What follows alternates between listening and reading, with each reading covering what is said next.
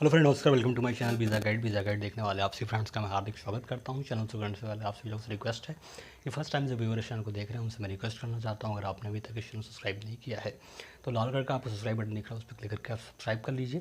Subscribe करने की कोई चार्ज नहीं, सब्सक्राइब बिल्कुल फ्री है। साथ में जो बेल का बटन है उस पर क्लिक करके बेल दबा दीजिए। मैं इस चैनल पर जॉब, इमिग्रेशन, वीज़ा के बारे में लेटेस्ट वीडियो बना के डालता रहता हूँ जो काफ़ी इन्फॉर्मेशनफुल होता है। तो फ्रेंड्स फटाफट सब्सक्राइब कर लें। फ्रेंड्स आज मैं आप लोगों से जिस टॉपिक पर डिस्कस करने वाला हूँ, जिस टॉपिक पर बात करने वाला हूँ, टॉपिक काफ़ी इंपॉर्टेंट है। आज मैं आपसे बात करूँगा इक्वाडोर के टूरिस्ट वीज़ा के बारे में और क्या क्या डॉक्यूमेंट्स इक्वाडोर के टूरिस्ट वीज़ा में लगेगा। जैसा कि फ्रेंड्स आप लोग को मालूम है कि कुछ दिन पहले इक्वाडोर में जो इंडियन पासपोर्ट होल्डर हैं उनका जो visa on arrival, free visa on arrival था, वो ख़त्म कर दिया। तो अब अगर आप इक्वाडोर जाओगे तो आपको टूरिस्ट वीज़ा लेना पड़ेगा। तो आज मैं आपको बताऊँगा अगर आप इक्वाडोर जा रहे हो तो कौन सा डॉक्यूमेंट्स आपका लगेगा वीज़ा लेने के लिए, कितनी आपकी वीज़ा की फ़ीस लगेगी और आप इस वीज़े को आप कहाँ से ले सकते हो। तो सबसे पहले बताता हूँ, मैं इक्वाडोर की जो एम्बेसी है वो दिल्ली में है और इनका जो दो ऑफिस आवर है, एक मुंबई एक कोलकाता में है। तो यहाँ पे आप जाके वीज़ा के लिए अप्लीकेशन कर सकते हो। अब मैं बताता हूँ इक्वाडोर की वीज़ा की फ़ीस कितनी है। अगर आप सिंगल एंट्री लेते हो तो आपको पड़ेगा $100। अगर आप मल्टीपल एंट्री लेते हो तो आपका पड़ेगा $230। और अगर आप बिज़नेस वीज़ा लेते हो तो आपका पड़ेगा $230 पड़ेगा। टूरिस्ट वीज़ा का वर्किंग टाइम जो है और बिज़नेस वीज़ा का वर्किंग टाइम जो है, प्रोसेस टाइम जो है, वो आपका 4 से 5 वर्किंग डे लगेगा। मतलब 4 से 5 दिन आपको लग जाएगा इक्वाडोर का वीज़ा आपको मिलने में। ये जो वीज़ा होगा ये आपका स्टिकर वीज़ा होगा, तो आपको अपना पासपोर्ट इक्वाडोर के एम्बेसी में सबमिशन करना पड़ेगा। तो आपके नज़दीक में जो पड़ता है, अगर आपके नज़दीक में मुंबई है या दिल्ली है या फिर कोलकाता है, वहाँ आप जाके अपना फ़ाइल सबमिशन कर सकते हैं। अब बात करते हैं डॉक्यूमेंट्स क्या क्या लगेगा। जब वीज़ा ऑन अराइवल था तो केवल आपके पास टिकट होना चाहिए, आप इक्वाडोर पहुँच जाते थे, आपको वीज़ा फ्री ऑन अराइवल मिल जाता था। लेकिन अब आपको डॉक्यूमेंट्स आपको सबमिशन करना पड़ेगा। तो क्या क्या डॉक्यूमेंट लगेगा जो मैं आपको बताता हूँ। सबसे पहले तो आपके पास पासपोर्ट होना चाहिए जो 6 मंथ तक वैलिड होना चाहिए। उस पर ये कम से कम 3 पेज ऐसे होने चाहिए जो बिल्कुल ब्लैंक होने चाहिए, क्योंकि उसी पे आपका जो वीज़ा है वो स्टैम्प होगा। उसके बाद आपके पास एप्लीकेशन का फॉर्म होना चाहिए जो कि अभी कोड की वेबसाइट पे आप डाउनलोड कर सकते हैं। और डाउनलोड करने के बाद इसको अच्छे से फिल करके फीचर करेंगे और जो वाइट बैकग्राउंड की फ़ोटो लगेगी ये मैट फिनिश होना चाहिए। और 80% आपका फेस जो है क्लोजअप होना चाहिए। आपका जो फेस है वो 80% कवर होना चाहिए फ़ोटो पे। कवरिंग लेटर लगेगा आपका कि आप किस रीजन से वहाँ ट्रैवल करने के लिए जा रहे हो। काफ़ी सारे लोग जो थे वो इक्वाडोर से किसी और कंट्री चले जाते थे, मैक्सिको या फिर यूएस। तो ये आपको कवर लेटर देना पड़ेगा कि आप इक्वाडोर में कहाँ जाओगे, क्या करोगे, पर्पज़ ऑफ भी आपका क्या क्या है।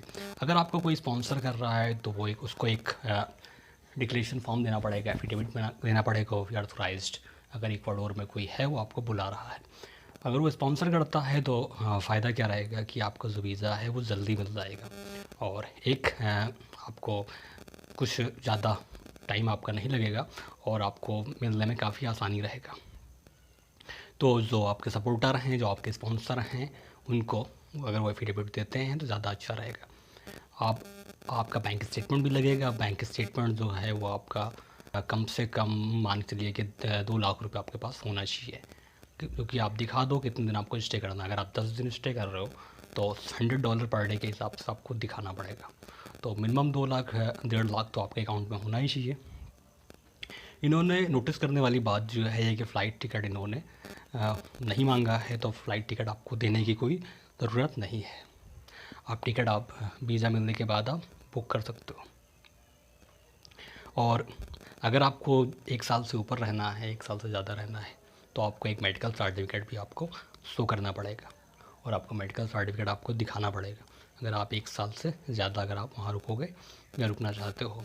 फिर आपको क्या करना पड़ेगा, पुलिस क्लियरेंस सर्टिफिकेट आपको बनवाना पड़ेगा जो कि पुलिस ऑफिसर से ही आपका बनेगा, पासपोर्ट ऑफिस से ही आपका बनेगा। और उसके बाद आपके पास इंश्योरेंस होना चाहिए। अगर आप ज़्यादा दिन वहाँ पर स्टे करना चाहते हो तो आपके पास एक इंश्योरेंस होना चाहिए। अगर आपके पास एफडी है तो बहुत अच्छी बात है। साथ में अगर आपके पास एम्प्लॉयमेंट है, वैसे तो इन्होंने एम्प्लॉयमेंट मांगा नहीं है, लेकिन अगर आपके पास एम्प्लॉयमेंट है तो आप अपना एम्प्लॉयमेंट दिखा सकते हैं कि मैं यहाँ काम करता हूँ। अगर आप सेल्फ एम्प्लॉयड हो या फिर आपके पास कोई बिज़नेस है तो आप अपने बिज़नेस का जीएसटी नंबर या आपके जो बिज़नेस का नंबर है वो आप शो कर सकते हो। तो ये डॉक्यूमेंट्स थे। बाकी आप बिज़नेस वीज़ा लोगे तो बिज़नेस वीज़ा में थोड़ा सा बस अंतर आएगा, बाकी जो डॉक्यूमेंट्स हैं वो सेम आपके एक जैसे ही लगेंगे। तो इसमें जो सबसे ज़रूरी चीज़ें हैं जो आपको वीज़ा दिला सकता है, उसमें आपका फाइनेंशियल जो है वो काफ़ी अच्छा होना चाहिए, आपका फाइनेंस काफ़ी अच्छा होना चाहिए। एक चीज़ मैं साथ में और जोड़ना चाहता हूँ, अगर आप इक्वाडोर जा रहे हो तो आप एक ट्रैवलर हो तो ज़्यादा आपको अहमियत दी जाएगी और आपको वीज़ा मिलने में काफ़ी आसानी रहेगा। अगर आपने कई सारी कंट्री विज़िट किया है तो आपको इक्वाडोर बहुत ही आसानी के साथ में वीज़ा दे देगा। लेकिन अगर आप प्रीवियस में इक्वाडोर विज़िट किए हो तो फिर और अच्छी बात है, तो आपको और आसानी से वीज़ा आपको मिल जाएगा। लेकिन अगर आप कहीं नहीं गए हो, सीधे इक्वाडोर के लिए वीज़ा अप्लाई करते हो तो हो सकता है वीज़ा आपका रिफ्यूज़ हो जाए आपके सारे डॉक्यूमेंट्स होने के बाद। तो मैं आपसे यही कहूँगा, इक्वाडोर का आप वीज़ा अप्लाई करिए तो पहले थोड़ा सा ट्रैवल हिस्ट्री आपके पास होना चाहिए। तो फ्रेंड्स, आपको ये वीडियो कैसा लगा? प्लीज़ लाइक शेयर सब्सक्राइब ज़रूर करिएगा और कमेंट बॉक्स में बताइएगा कि आपको ये वीडियो कैसा लगा। मिलते हैं नेक्स्ट वीडियो में, तब तक के लिए बाय, टेक केयर।